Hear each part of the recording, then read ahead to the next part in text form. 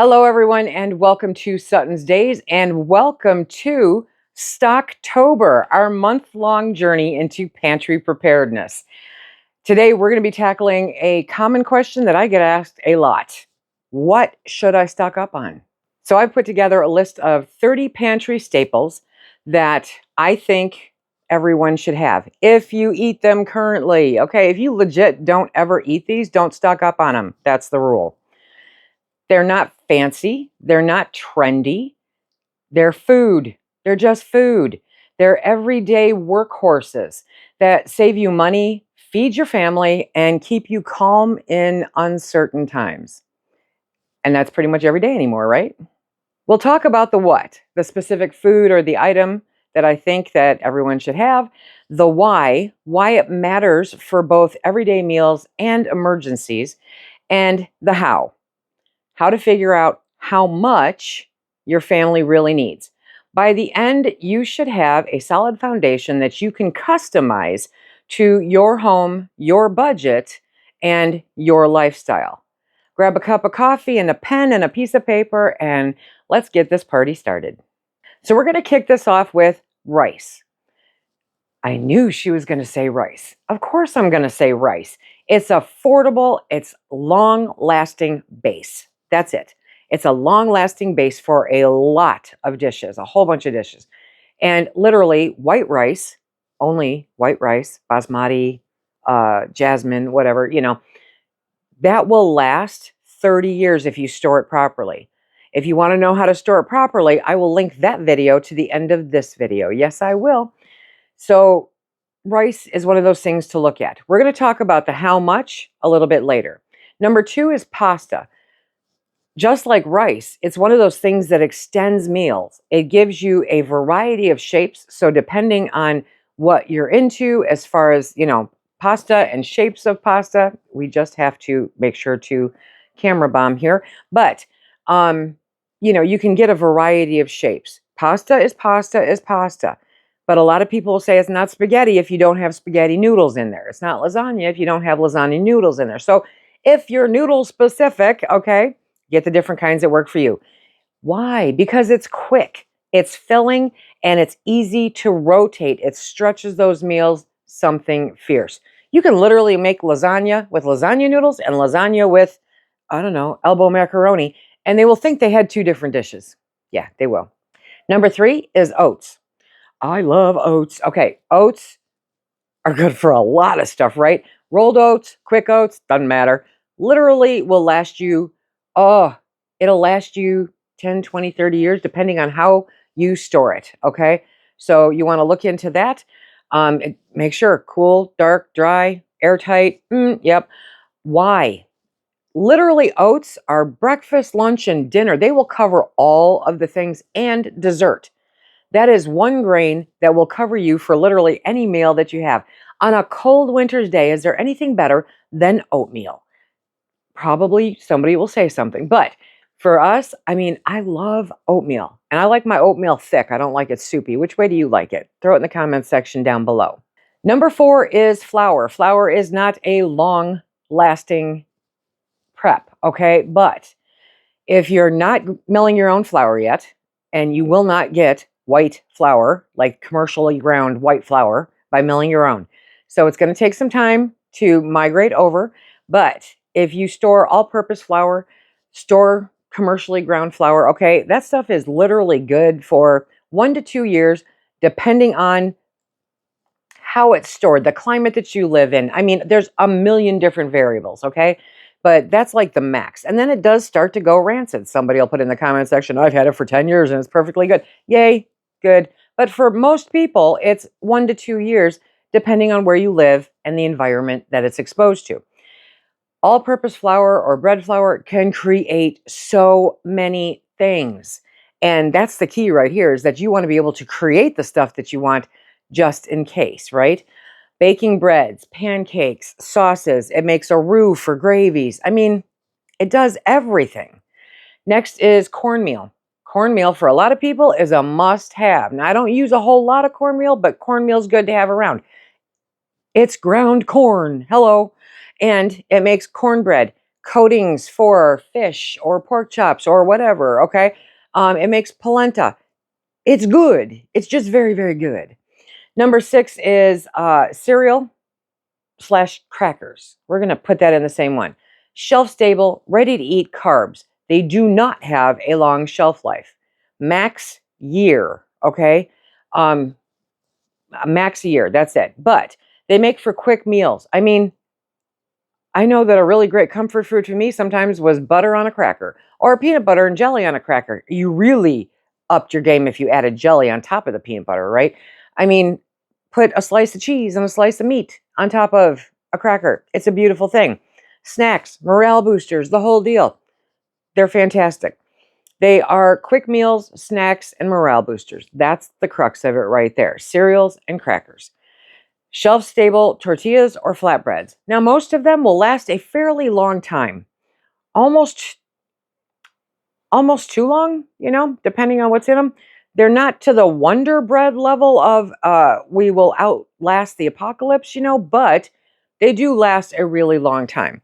Packaged tortillas, non or similar, you can find, and I can normally get at least 2 weeks to 4 weeks, depending on what it is out of it. Again, it's going to depend on how you're storing it. They make fast meals. You can turn them into pizza. You can turn them into sandwiches. You can turn them into open-faced melts, Wraps are fantastic sandwiches. On the go, poof, gone, Make some chicken salad, some ugly chicken salad, wrap it up in there. Make burritos, wrap it up in there. Breakfast burritos, wrap it up in there. You get the drift, right? Next, we're going to move on to proteins because proteins to me are very important. So I'm really into this particular section. Proteins have a long shelf life. Canned proteins have a long shelf life. So we're going to look at canned chicken. Long shelf life, extremely versatile. You can make so many things out of canned chicken, home canned or store-bought, though I will admit, if you're home canning it, you're getting a better deal, okay? You can turn that into pizza crust. I have a video showing how to do that. Ugly chicken pizza, yes. You can turn it into Alfredos. You can turn it into cold sandwiches. You can do a ton of things. It is so versatile. It's got to be one of the most versatile canned meats that I know of. Canned tuna or canned salmon, if you like them, right? Omega-3s, protein, there's some variety involved there. I mean, cold tuna sandwich, tuna melts, tuna casserole, all those things. Salmon patties, tuna patties. Hello. In honor of my buddy, my pal, Brian V., we have the ever lovable Spam. Yes, or shelf-stable ham. They do have that canned shelf-stable ham. It's like a teardrop shape, right? And I think it's red, white, and blue. They have that too. Protein and fat in emergencies. That's key. You really do need that. But it's also, a lot of people say it's really good. So it's something that you definitely want to put into rotation. If you don't eat them today, don't go buy a case. Buy one of each and see if you can choke it down. You know what I mean? Otherwise, yeah, if you eat them, throw them up on your shelf. It's a great thing to have. Protein and fats make your body work, make your brain work. You need them. You just need them. Number 11 is shelf-stable peanut butter, seed butter, nut butters, that kind of thing. I mean, peanut butter is life, right?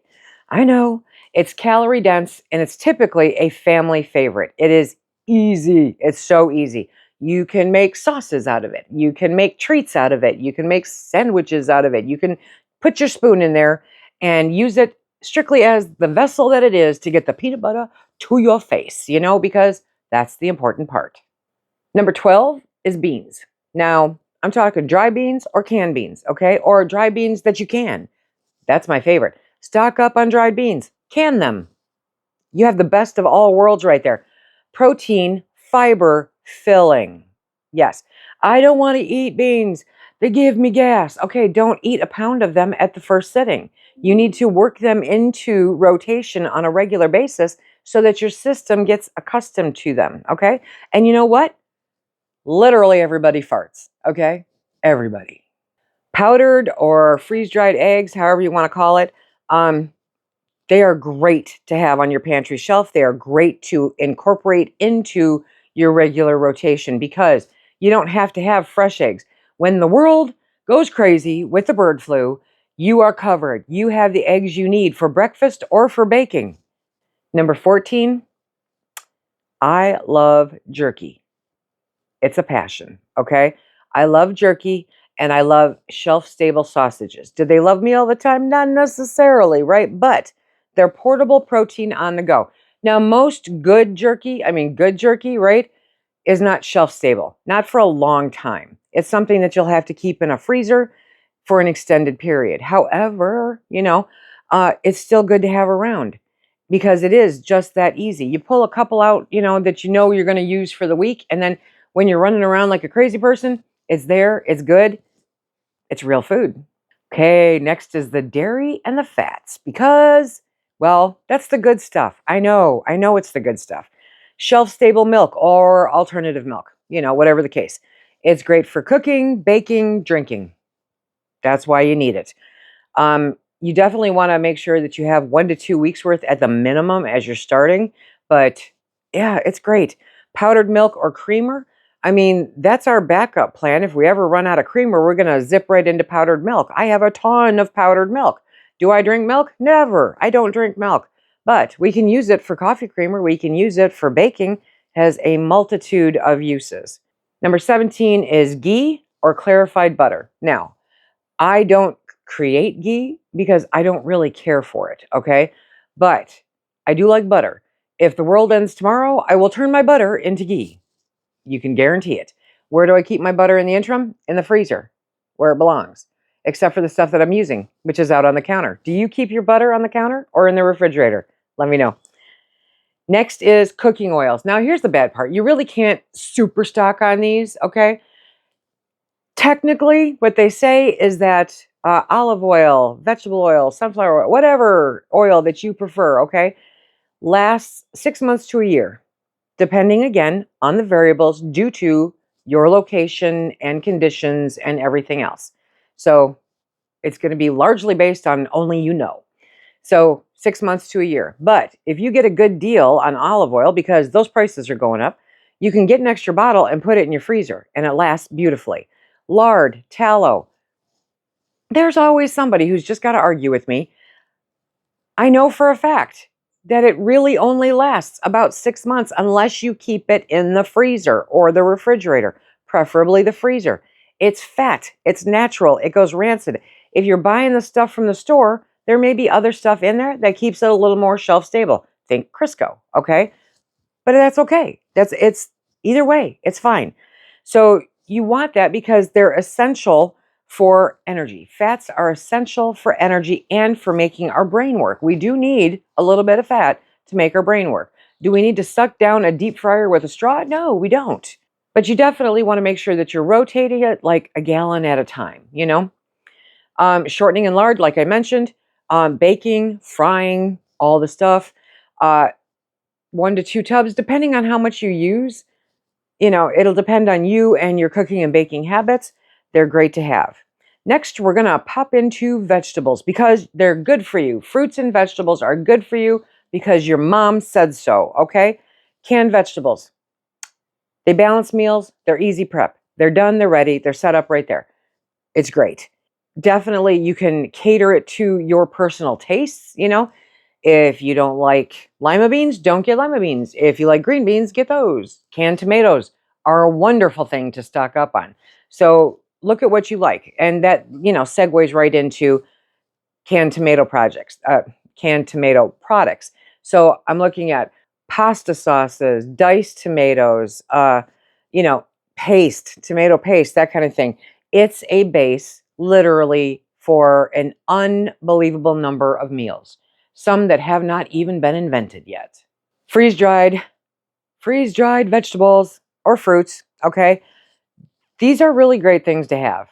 I obviously love having a stock of them because it's a backup to my backup. We may not go through a lot of something, or you can't can something like broccoli. So having it freeze-dried is another way for me to have shelf-stable broccoli year-round. It's wonderful. Super long shelf life. Nutrition is top-notch. You can't beat it. And so it's a great reason to have freeze-dried fruits and vegetables. Canned or dried fruit, I absolutely love. So canned fruit, just like canned vegetables, same deal. But the dried fruit, think of raisins, raisins, cranberries, dried figs, dried apricots, that kind of stuff. Those are fantastic to have. They are filled with vitamins. They're definitely a morale booster. You can make tons of desserts with them, or you can just nosh on them like they are. And then there's applesauce, which is like in a category in and of itself, right? Applesauce is amazing and it's super good. It's for snacking. It makes pork chops with applesauce. It's for baking and it's for comfort because sometimes you just need comfort. Okay, so baking and cooking essentials. We're up to number 25. We're on the downhill run here. Sugar. Obviously, sugar. Okay. Now, you may want to use sugar substitutes. That's great. Stock up on those if you use them. But I would still keep some sugar around, okay? Because sometimes those substitutes don't react the same as regular sugar does for recipes. And so having at least a little bit of a stash of regular sugar is a great thing to have. Salt, because our bodies need it to function. Flavor, preservation, and health. That's why we need it, okay? Yeast is number 27. Or a sourdough starter if you're into sourdough. Why? Bread baking, bread, pancakes, waffles, English muffins, biscuits, all the stuff. Baking powder and baking soda. I'm going to lump them together even though they're different things, okay? They're for leavening and cooking uses. It's good to have some around. And next are your spices and your seasonings. That's number 29 because all of that other stuff will taste if it's not spiced up or seasoned up the way that you like it so that you eat it. And then there's vinegar. Really? Yeah, vinegar because it's multi-purpose. It's for cooking, it's for cleaning, and it's for preserving if you get 5% vinegar, okay? Definitely worth having around. It literally lasts forever. Now, the plastic jugs are a higher grade plastic jug than what you get your milk in. And it definitely is preferred over anything with a metal cap. So even if you get vinegar in a glass, which I love, then you want to make sure that the cap is not metal because it erodes over time. That's 30 right there. Wham! I hope you wrote them all down. I know I talk fast. I know. Now we're going to figure out how much you need. This requires some note taking. So we're going to start with the grains and the carbs first. Rice, you want to look at 25 pounds per person. Pasta, 10 pounds per person. Oats, 10 pounds per person. Flour, 25 pounds per person. Cornmeal, 5 pounds per person. Cereal or crackers, 4 to 6 boxes per person, rotated. Shelf-stable tortillas or flatbreads, 2 packs in rotation per person. And then proteins, 12 cans or jars per person. I think it should be more than that, but we're not looking at long-term, right? Canned tuna/salmon, 12 cans per person. Spam or shelf-stable ham, 4 to 6 cans per person. Peanut butter or seed butter, 2 jars per person. Beans, dry or canned, you want to look at 12 pounds or 12 cans per person. Powdered or freeze-dried eggs, 1 number 10 can per person. Jerky or shelf-stable sausages, 2 pounds per person. Now we're going to get into the good stuff, the dairies and the fats. Shelf-stable milk or the alternative, 1 gallon or 6 to 8 quarts per person. Powdered milk or creamer, 1 large canister per person. Ghee or clarified butter, 1 jar per person. Cooking oils, whatever they are, okay, 1 quart per person. And shortening or lard, 1 tub per person. Vegetables and fruits. Canned vegetables, 12 cans per person. Tomato products, whether that's sauce, pasta, diced, 8 to 12 cans per person. Freeze-dried vegetables or fruits, 1 number 10 can per person. Canned or dried fruit, 12 cans or 4 to 5 pounds of dried per person. That's a lot. That's a lot of dried fruit, okay? Applesauce, 4 jars per person. Not the little snacky cups, jars. Then we have our baking and cooking essentials. 20 pounds per person of sugar. Salt is 4 pounds per person. Yeast or sourdough starter, a half a pound per person, stored in the freezer. Stored in the freezer, it lasts forever. Okay. Baking powder, baking soda, about a pound of baking soda, one of those canisters of baking powder, and you're good. Spices and seasonings, 5 to 10 of your family's favorite per person. Rotate as they're used. And vinegar, a half a gallon per person. So how do you figure out how much you need? You multiply each per person number by the number of people in your home. Then you start small. Aim for 2 weeks worth first. Build gradually to 30 days and then 90 days. Rotate regularly so that nothing goes to waste. If you waste it, you're wasting money. It has to be items that you actually use.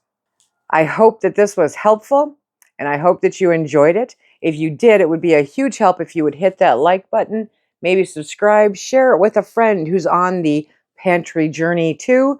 And until next time, everybody, be safe. Keep stacking it to the rafters, my friends.